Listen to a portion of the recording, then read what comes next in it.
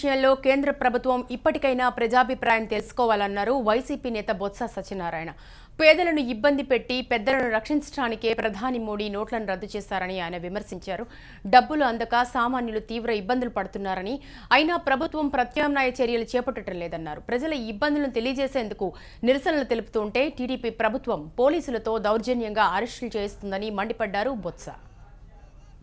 15 రోజులు రాష్ట్రంలో జరిగిన అవగత పరిస్థితులను చూసిన తర్వాత పడుతున్న ఇబ్బందుల్ని మొదటి నుంచి చెప్పుకొచ్చినప్పటికీ 15వ రోజు నాడు మా అధ్యక్షుడు కూడా పత్రికాముఖంగా లేఖ రూపంగా కూడా ప్రధానమంత్రికి తెలియచేయడం జరిగింది.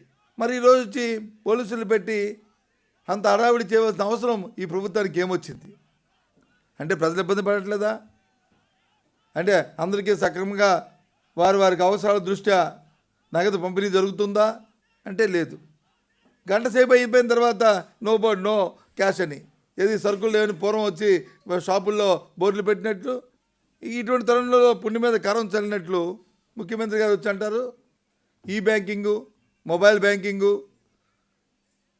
ఇంటర్నెట్ బ్యాంకింగు, ఆయనకు వచ్చిన ఇంగ్లీష్ పదాలని అన్నీ చూసి టకటకమని చెప్పేస్తుంటారు. దానికి ఎవరు వ్యతిరేకం కాదు, కానీ దానికి కావాల్సిన ఫెసిలిటీ ముందు చేయండి.